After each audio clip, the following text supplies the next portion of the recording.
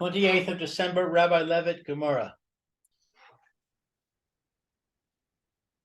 Getting a little bit more of a handle on this Gemora, Baruch Hashem.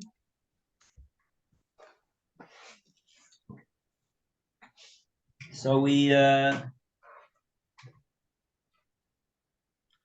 me just make a bracha. Baruch atah Adonai Eloheinu melech haolam shakol niv'roi. Amen. Amen.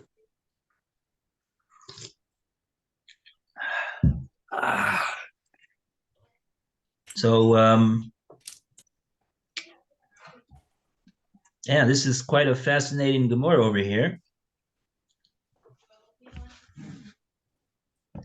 So we're talking about the story of Rav Kahana buying the kitna, and he left the kitna with the seller after having paid for it, didn't take it home, and the seller. Oh, and then the market in the shuk for kitna goes sky high, doubles the price, and the seller decides to sell Rav Kahana's kitna to another person who wanted to buy it, and he got twice what Rav Kahana paid for it. Now he himself was, Rashi says, he was prepared to give the profit in total to Rav Kahana. Nevertheless, Rav Kahana went to Rav and asked him if he's allowed to take this money. Rav told him, well, it depends. Vensach.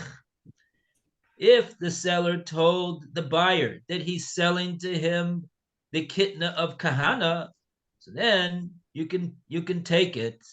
But if he did not tell him that, so you should not take it. Don't take it. So the Gemora, that was the psak of Rav. On that, the Gemora asked, according to which opinion is Rav paskening that he's making this distinction? And so is it like the Bnei Maraba that say that the seller has to know, the owner of the wheat that he's selling this wheat to, he's got to know the identity of the true buyer, so that buyer will be able to make a kinyan in the chitim.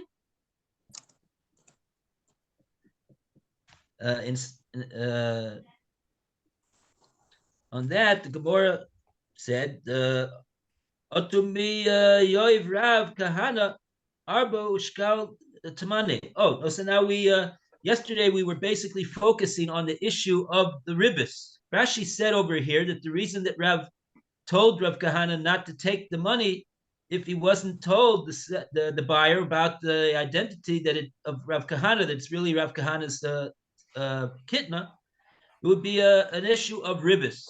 So we were discussing yesterday what's the matter of the ribbis. So we said what we said,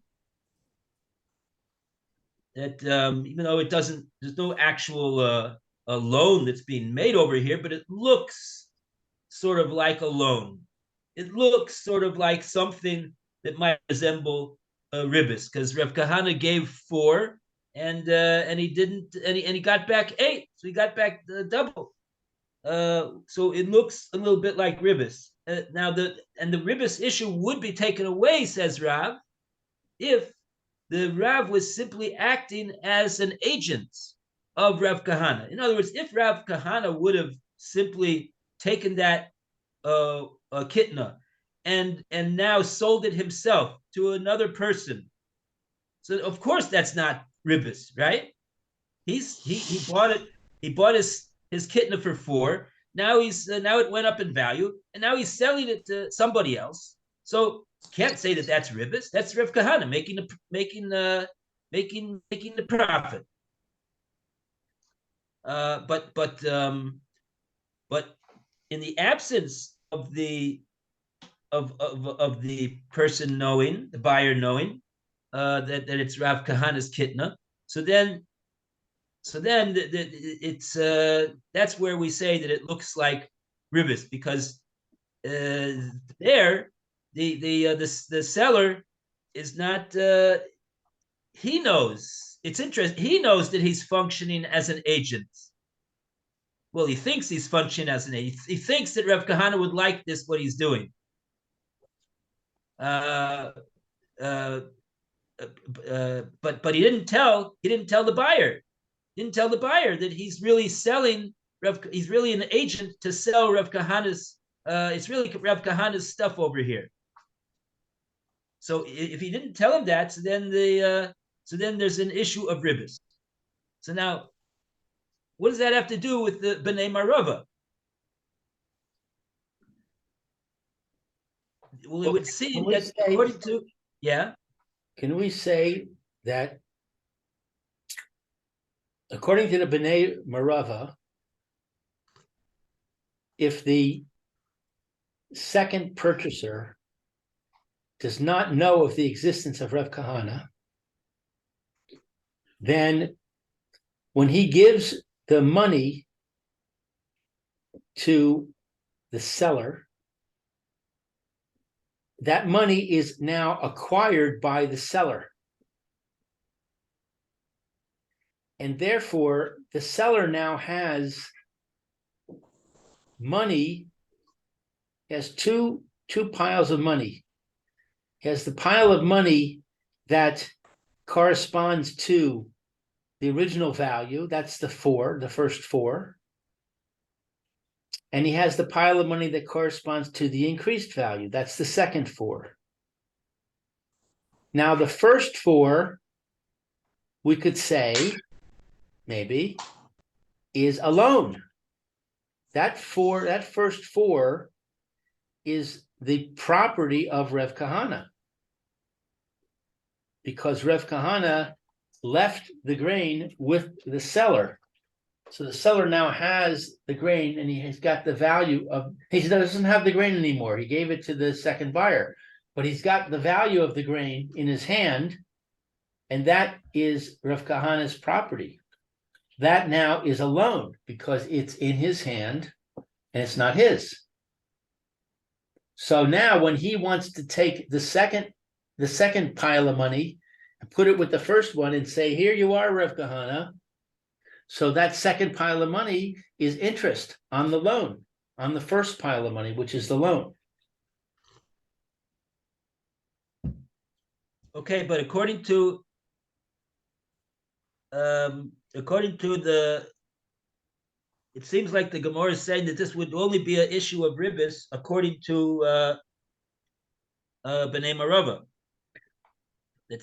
I'm saying because they say that the first pile of money is not the property of the seller, because the purchaser didn't know about the existence of Reb Kahana. According to them, that lack of knowledge is significant in terms of the acquisition. If you say not like the B'nai Marava, then you'll say all the money belongs to Reb Kahana. There's no issue of ribis. Right. If we say not like B'nai Marava, they're just paying Rev Kahana for his kitna. Right. Because by definition, their intention is to pay the one that owns the kitna. So there's no, we can't make up an imaginary loan over here. It's a straight deal between Rev Kahana and the buyer. Right. Whereas if we go with B'nai Marava, so then according to B'nai Marava, if the buyer does not know the identity of the owner of this kitna, so now there's a middleman. The seller of Rev Kahana's kitna is a middleman. And so then it looks more like a loan. It looks more like something that looks like a loan. even though, like we said before, there's actually really no loan over here.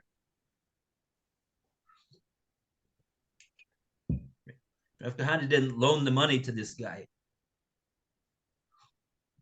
But true, he gave him money, and he did, and he didn't take the kit. So and like that, it falls within the prohibition of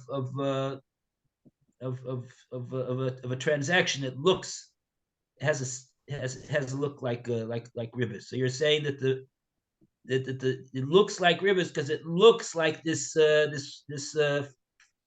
money that Rav Kahana gave to the seller it looks a bit like a loan. The money It that looks the a bit like a seller loan. gave to Rev Kahana. But why is it a loan? Rav Kahana he intended to pay for the kitna. He just didn't take it. What's the loan? The loan is the kitna. The kitna is Rev Kahana's property, but it's not in his possession. It's left in the possession of the seller. Now, if the seller is just acting as a shomer chinam, then we don't have an interest problem. But if the seller is now taking that kitna and using it, so that's like a loan, because he's using something that doesn't belong to him. He's using something that belongs to Rav Kahana.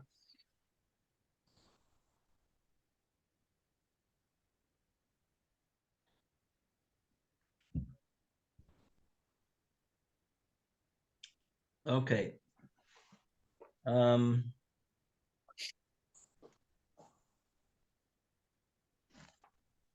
Let's see. What do they say over here? Al tikachas kol hamos. Don't take all of the money over here. Shehem shilmu kishar hayokir. That they paid according to the fact that the market went up and now they're paying double the amount that Rav Kahana gave the guy. Rakashir hamos dishalamta atala pishton. So Rav Kahana was told by Rav, don't take the 8 that the seller is offering to give you. Just take the 4 back. You paid 4 for the kitna. The kitna is now in the hands of a third party. We're not talking about recovering the kitna, but since you're not being given the kitna, so you got to get your money back. So take 4, but don't take 8. Shekaven shaloi zechita b'mos. Since you weren't you didn't merit to get that money. In Cain, a raise a nearer caribus.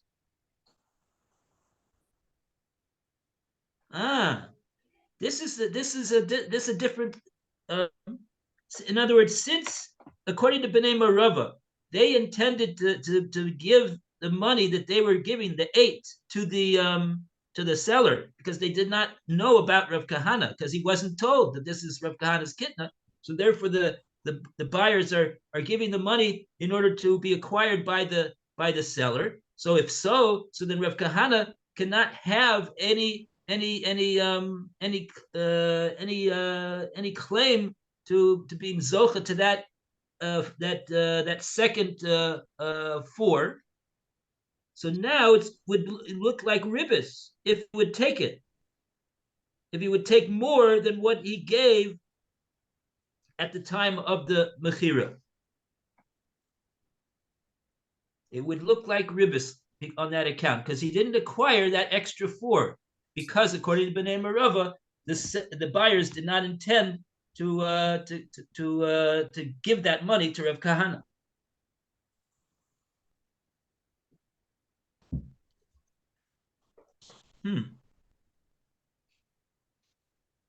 Okay, that's the way they explain it over here. Okay, so now should we go from there?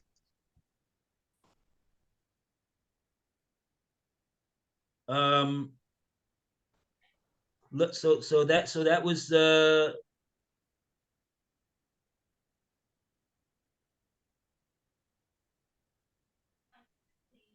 okay. I want to go over this statement again of Ottu mi Yohiv Rav Kahana Arba v'Shokil Tamani. Let's start from there. That's right after the. See where that is? It's a 103A2, left-hand column, second paragraph. The Gemara rejects. Okay, Roy, would you like to read? Ottu. Ottu me Yehiv Rav Kahana Arba V'Shokil Tamni. And now did Rav Kahana give the original owner of the flax 4 zuzim and take back 8 in exchange? That the additional funds should be considered interest. Kitana Mimala, who is Ra'ayaka. Why, in this incident you described, he simply paid for the flax, and the flax then appreciated on its own. Migzal Lua. If Rav Kahana already owned the flax, when the original owners sold it without his permission, they surely robbed him from it. Vatanan and we learned in the Mishnah, Kol HaGazaylonin, Mishal Min, Kisha'as, Hagazayla. We already learned in the Mishnah that all robbers pay as at the time of the robbery. And the Hard Scroll goes into a bit and says, thus the original owner is required to pay Rav Kahana whatever the flax was worth when it was sold as payment for his robbery. Clearly, this does not constitute a payment of interest, since there was never a loan. Having refuted the original understanding of the incident, the Gemara offers another approach according to which robbery is unrelated to the dispute between Rav Shmuel and Rav Shmuel Bar Sarati and the sages of the West. And it goes into the dispute. Oh, here comes Alan. Hooray! Baruch Hashem. Okay. So the pivotal point over here is when the Gemora. Welcome, Alan. Wow, that was a tremendous lesson in trying. It was a very trying experience for you, I'm sure. But you were successful. Can you hear me? Welcome, Alan. A round of applause for Alan for trying so hard to get into Tzama Nafshi. Wow. Alone of those canceled flights, about 2,600 of them from Southwest Airlines. Southwest canceled. Okay, Alan. Hello. Glad to have you. Glad to Wow. have you here today. My daughter-in-law came and she even tried. She finally got it. I have no idea what was going on. Oh, wow. It was an hour and a half gone. Wow, wow. Okay. Well, we're so glad that you're able to, that you didn't give up. We don't give up. You knew that Hashem was going to help you. Just a matter of every When- time you tried, it was an extra expression of me talking to Hashem that Hashem was going to help you. Right. Okay, so we need the Gemara, right? Oh, now you need a Gemora, yeah.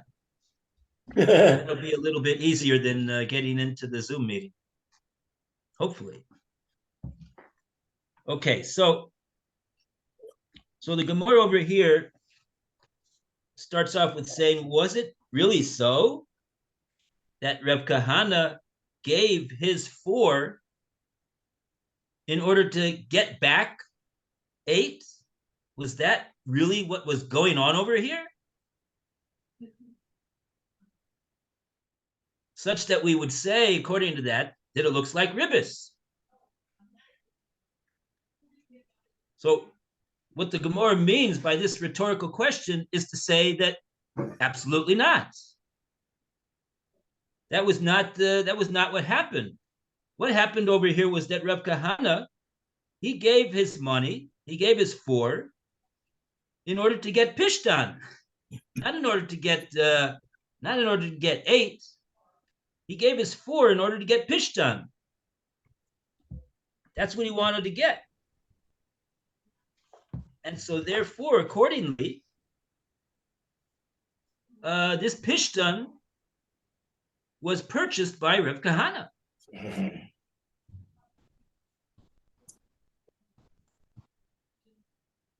He wanted to buy it. He wanted to buy it. Why didn't he take it home? That's a good question. We don't know. But it doesn't matter why it is that he didn't take it home. But we do know that he wanted to buy it, and he didn't want to. He wasn't planning on giving the guy 8, giving the guy 4, and getting back 8. That was not that was not his intention. So therefore, that's what the Gemara says. Kitna mimela hu deyaker. So the kitna on its own appreciated. That was what happened in the market. And therefore, what's the point of that? That the kitna, which went up in value, that was not something that the seller of the kitna had anything to do with. He didn't do anything to the kitna to cause it to be more valuable. That now it could be sold for 8. It went up because the market went up. So the seller had nothing to do with it, and accordingly, the kitna still remains in the ownership of Rav Kahana. It's Rav Kahana's kitna that he's selling, and therefore, says the Gemara, Migzal Gazalua, that this seller who took Rav Kahana's kitna and he sold it to a third party, that constitutes an act of thievery, gezel. Because you're not allowed to take something that belongs to somebody else and sell it away to a third party. That's called gezo. And even if you intend to make a profit with it and give the owner the kitna the profits, it doesn't change the fact that you took the kitna that did not belong to you and you sold it to somebody else. So that's gezel, says the Gemara. So now the seller is a gazlan. So now he has to make what's the halacha? So the Gemara says the halacha is kol gazlanim misham mishasa gzela. All gazlanim, when they seek to make restitution and give back what it is that they gazled, well, he can't give back the actual kitna that he gazled. That's really what he's supposed to do. Heshiv es hagzela asher gazal. Give back the stolen item that you stole. Well, he can't do that. It's now been bought by a third party, so therefore, what should he do? He has to pay he has to pay for the thievery. So how much does he have to pay for the thievery? Cost plus 20%, right? Isn't it? They call it the original value, when it was time when it was stolen. Always the shots of Gazela. The Shas HaGzela. At the time of the when was the time of the Gazela? At what point in time was it considered to be that he did an act of Gzela?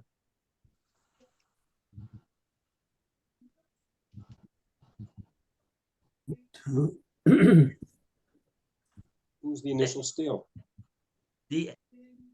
So when did he initially steal this kitna of Reb Kahana? When did he do that? After Rev Kana went home.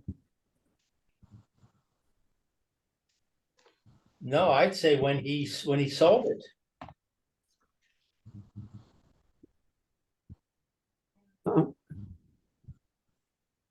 Yeah, when he picked it up. Yeah.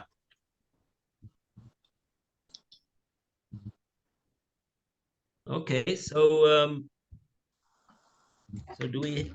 Let's see. So that's what the Gemara says, that the seller has to give back to Reb Kahana the value that the kitna was at the time that he stole it. So if we say the time he stole it was when Rav Kahana left it, then it's 4. But if we say it's at the time of the sale, then it's 8. So it makes a huge difference. Right. So, right. But just a moment, isn't then the selling to the second seller selling stolen properly? So he's stolen their money, their 8 shekels. Because he sold them something that he didn't own.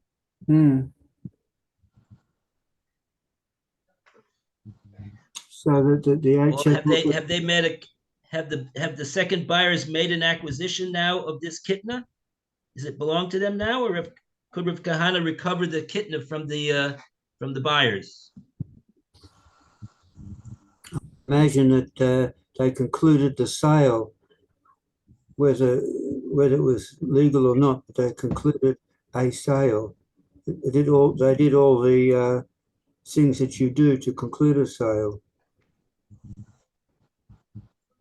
Well, the question is, did they have a requirement to do due diligence to establish that the property was not stolen? You're going to do that with everything you buy. I don't know. In America, I think there is such a requirement, but I don't know what the halacha is. Look at what happened over here. Here comes people. They want to buy kitna. So what do? They go to the shuk. And where in the shuk do they go? They go to the guy who's selling kitna, right? This guy was selling kitna. Why did Rav Kahana go to him? Because he's selling kitna. Because he sells kitna, right? So this guy that probably has a shop over there. It's got a sign on the front that says Shmerel's Kitna, and people go in and they buy kitna. So would we say that the buyers over here were remiss in their diligence in determining whether this guy owns the kitna that he's selling? No. It doesn't look like a shady. It's not like a guy that on 44th Street in Manhattan, and he's wearing a long gray trench coat, and he's got this felt hat, and he shows you his arm over here that's filled with 20 watches on. He says, "Which watch do you want to buy?" That you would say, "Well, I don't think that I want to buy any now. Sorry," and you go on away. And if you did buy one, and then the rightful owner made a claim against you, then you would think that he would win. because he could say you were irresponsible in buying this since it was obviously stolen.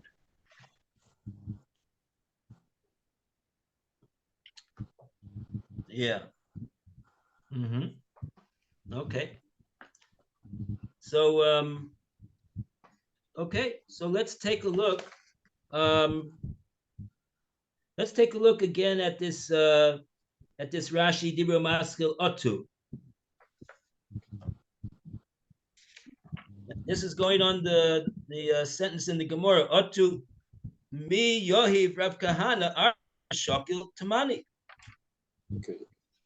So now, who gave is it that Rav Kahana, he gave Rav Kahana 4, and now Shokel, when he received Tamna, he received 8. Or 2, now, my ichpat one, the hakanat, what does it matter? What's the difference? Why does it matter that he purchased it? The chi that he acquired, so to speak, in his acquiring it. The chi Rav Kahana, because it is Rav Kahana, atid lito ma'ot, that in the future Rav Kahana is going to take money from it. He will. Vayito ribit, shenatan lo, and he'd be taking ribit that was given to him. Dalit. No, Vito ribit, stop. He'll be taking ribbit. Shatan lo dalit, because he gave him 4. Vayito chet, because in dalit he took chet. So because he gave him 4, and now he actually took 8 out of it. V'halo Pesach nu haya no tail, and it's not the Pischano? Pishtano. Oh, Pishtano, his flax. And it's not, isn't it his flax that he took? Makom, and all the place, Shahaya Shem Shaloah, and all the place where his name is on it, Haya it was.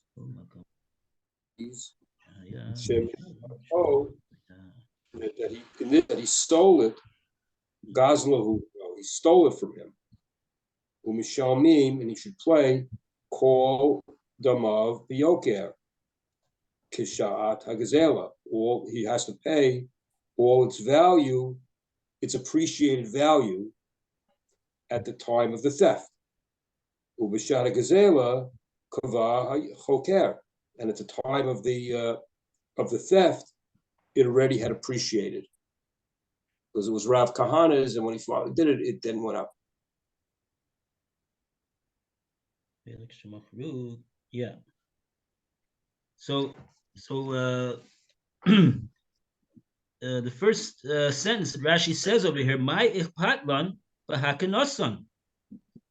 In the previous stage or step, in the previous step of the Gemora, we were all involved and busy with trying to explain what was the intention of the buyers when they bought this kitna from the seller. Who did they intend their money to go to? Did they know about Rav Kahana? Did they not know about Rav Kahana? That was the whole psak of Rav.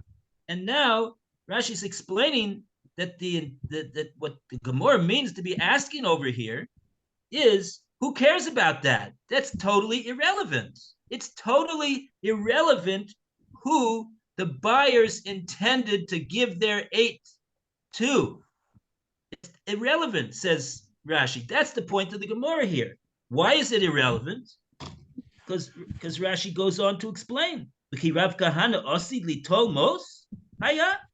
Was it the intention of Rav Kahana when he gave the 4 to the seller that he was looking to get back more money for the 4 that he gave to the seller? Was that what Rav Kahana's intention was?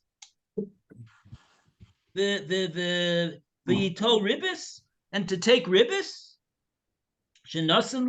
Because he gave him 4 and now he's taking back 8. Going on? Hello. Look, 1 second. Look at what's going on over here. Pishtano hayanotel. The pishtan, the flax that the seller took was not was Rav Kahana's. In other words, Rav Kahana wasn't giving him 4 in order to get back more than 4. He was giving him 4 in order to get the pishtan, and so the pishtan belongs to Rav Kahana, and that's the end of the story. There's no further story. Rav Kahana gave him 4, and he bought pishtan, and now the pishtan is Rav Kahana's. That's the whole story. If so, wherever that. Now this is interesting. Thing that Rashi says over here. Kol makom shahaya, wherever that pishtan is now, whether, in other words, it was taken home by Rav Kahana, or whether it remained in the possession of the seller, shalohaya, it still belongs to Rav Kahana because he bought it. He made an acquisition in that kitna. And therefore, Elu Shemachru, and therefore the sellers that sold this kitna, Gazluhu Mine, they stole it from Rav Kahana. It was not theirs to sell. It was Rav Kahana's. So if they sold something that belonged to Rav Kahana's, that constitutes Gezel. And therefore, Mishalmim Kol Damov B'Yoker Geshas HaGzeil. Therefore, they're going to have to pay top dollar to make a return of what stole to Rav Kahana with top dollar. Why top dollar? Because why? Because b'shas hagzeil kfar hukar. At the time that they did the gezel, it had already the shuk had already gone up, and it was already worth 8. So that I don't means know whether that you're saying that the time of the gezel was the time that they sold it.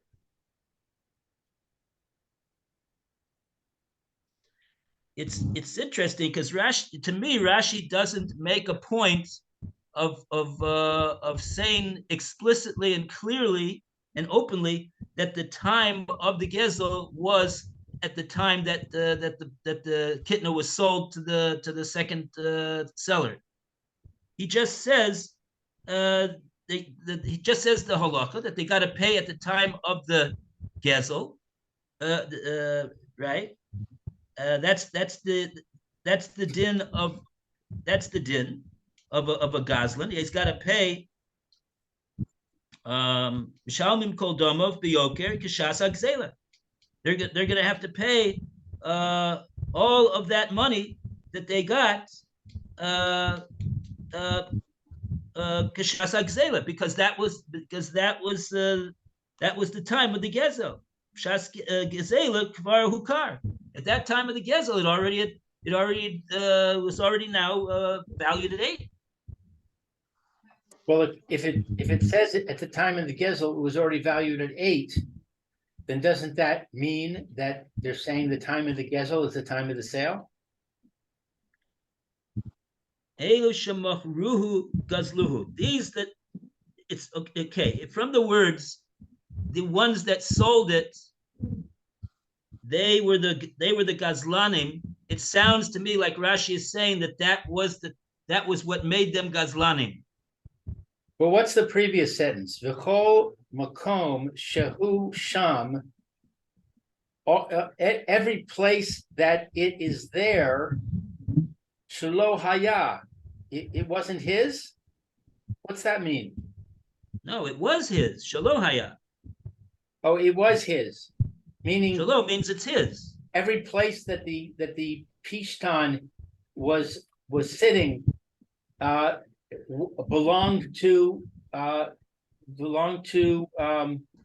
Kahana, right? Meaning, I think what Rashi means to say is the fact that Rav Kahana didn't take it home with him didn't mean that that when it's sitting in the shop of the seller that Rav Kahana didn't acquire it.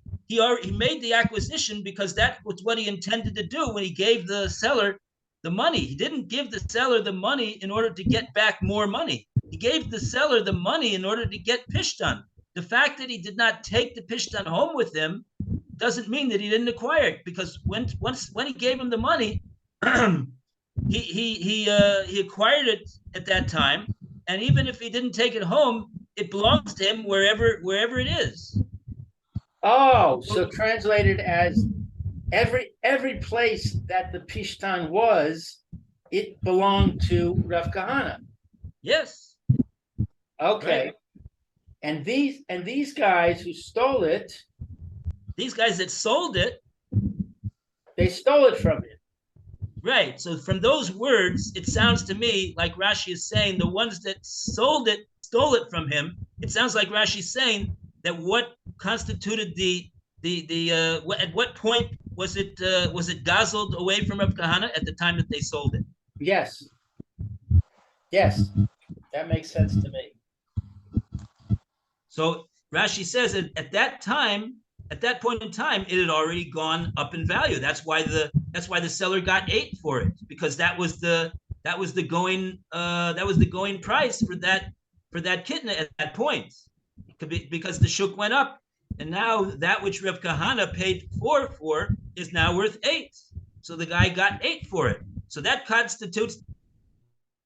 So therefore, accordingly, the seller must give back not 4 but 8 to Rav Kahana, but not because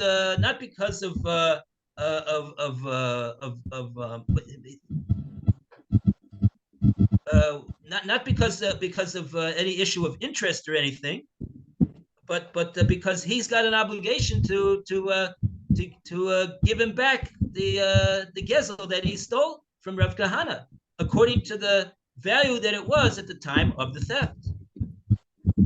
So for that reason, he's going to give him back, and therefore there's no at this step in the Gemora, we're saying there's no issue of ribis over here. The issue over here is an issue of gezel. That's the issue over here. So that's according what the to this, Rav was incorrect, and since we can't say Rav is incorrect, we have to say that we don't have the right scenario. Okay, maybe. But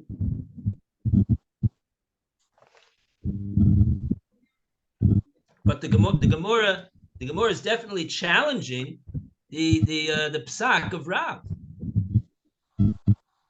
Right. The Gemora has a problem with the psak that Rav gave. Right.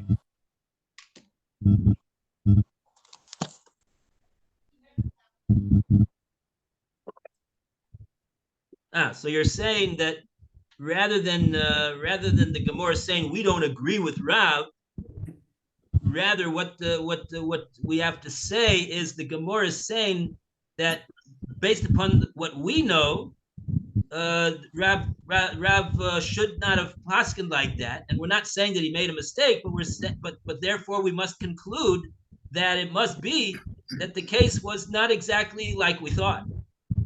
Yeah, I'm reading the English. Having refuted the original understanding of the incident, the Gemora offers another approach, according to which Rav's ruling is unrelated to the dispute between Rav Shmuel bar Sasrati and the sages of the West. That's what's coming up next. So the Gemora, the Art Scroll, is saying what I'm saying. Okay, so in other words, this that the Gemara brought up the Bnei Marava, those are the sages of the West, the Bnei Marava, and the issue is how do we view the giving of the money of the buyers, the second buyers, to the seller, who acquires that money. That's whether they have to be informed or they don't have to be informed. That's not the reason that Rav said what he said. That's right. Not the reason. Right. It's got nothing to do with Bnei Marava. Got nothing to do with Bnei Marava or the Hisbar Plukta, the one who disagrees B'nai Marava. I understand that was Reb Yochanan. I don't know why their Art Scroll is saying that name. I don't remember that name in the Gemora. Yeah, I But- don't either. But maybe if we look back in the Gemara, we'd see that name somewhere. But in any case, that was the according to the ones that argued on B'nai Marava, they said that the point was that they don't need to know who the guy is. That they need to give this money to cause the Kenyan. Automatically, it goes to the one that owns the kitna. It automatically goes to him. Okay, Right. so we're out of time, 12:32, but we got somewhere, Baruch Hashem. So now we're now gonna, tomorrow, Bezrat Hashem, we're gonna present the alternative explanation of the Maisa. What happened? Okay. Koyak, Rabbi, thank you so much. Yasha Thank Koyach. you. Really helped clarify it a lot. Right, I have to go Hashem. now too. Bye for now, everybody. Be well. Lou, 10 to 4? Yes, Okay, see you then. okay.